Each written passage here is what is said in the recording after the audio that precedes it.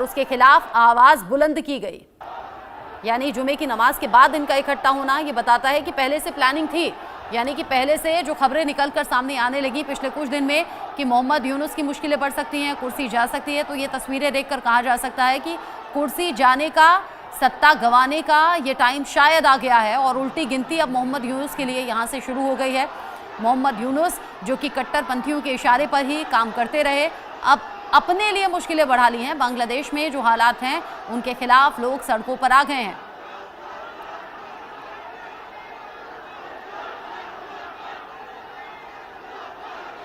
रैनिक दत्ता जुड़ गए हैं एक बार फिर से, इंडिया न्यूज संवाददाता। साथ में रैनिक, एक साथ ये प्रदर्शनकारी सड़कों पर आए हैं, बैनर पोस्टर हाथों में लिए हुए हैं, मांग क्या है इनकी? देखिए, इनके तरफ से ये जो आतंकी संगठन है, जो बैन संगठन है, उनके तरफ से आज जो प्रदर्शन किया जा रहा है, ये प्रदर्शन का मकसद उनके तरफ से कहा जा रहा है कि ये मार्च फॉर खिलाफत है। यानी खिलाफत के खिलाफ में उन लोगों की तरफ से ये मार्च किया जा रहा है। बांग्लादेश का ढाका का जो पल्टन चौक है, उसी जगह पर ये इनके तरफ से ये प्रोटेस्ट दिखाया जा रहा है। मगर दूसरी तरफ बांग्लादेश का ढाका मेट्रोपॉलिटन पुलिस की तरफ से पहले ही ऐलान कर दिया गया था कि ये बैंड संगठन की तरफ से अगर कोई रैली किया जाएगा, उनका परमिशन नहीं दिया जाएगा, उनका प्रदर्शन का कोई परमिशन नहीं दिया गया है। और इसी के बाद आज जब जुम्मे का नमाज खत्म हुआ, जुम्मे का नमाज खत्म होने के बाद ही दिखा गया कि ये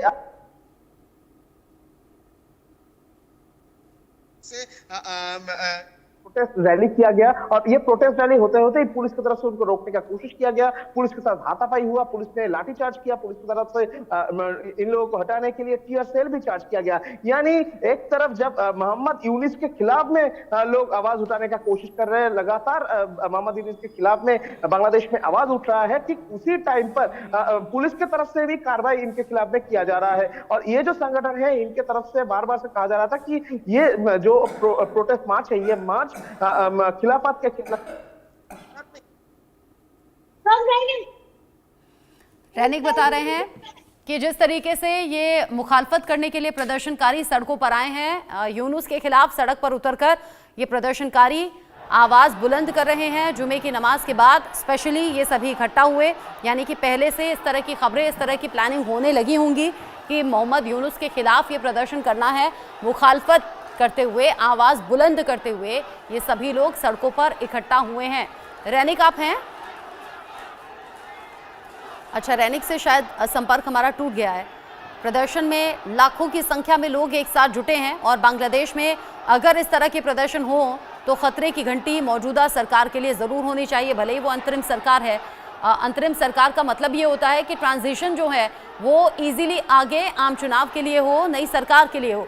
लेकिन मोहम्मद यूनुस ने सत्ता में रहते हुए जिस तरह के डिसीजंस लिए हैं या फिर जो हालात बांग्लादेश में खड़े कर दिए हैं, उससे बहुत से लोग असंतुष्ट हैं और इसीलिए आवाज़ उठाते हुए सड़कों पर आने लगे हैं। और अब ढाका में आतंकी संगठन ये है और प्रतिबंधित ये संगठन है, बैंड है, और वैसे में बैंड जो संगठन है वो सड़कों पर आए, प्रदर्शन करे, तो ये बांग्लादेश के लिहाज से बेहतर तस्वीरें नहीं है। हमने ये भी देखा था कि इससे पहले जो प्रदर्शन हुए, प्रदर्शन के दौरान भी बड़ी संख्या में लोग सड़कों पर आए थे और शेख हसीना को तो देश तक छोड़कर जाना पड़ा था, अपने पद के साथ साथ देश भी छोड़ना पड़ा था।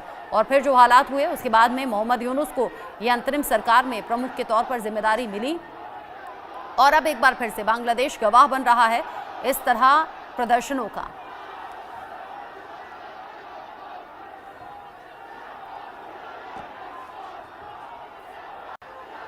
आगे बढ़ेंगे उत्तर प्रदेश के मेरठ से अगली बड़ी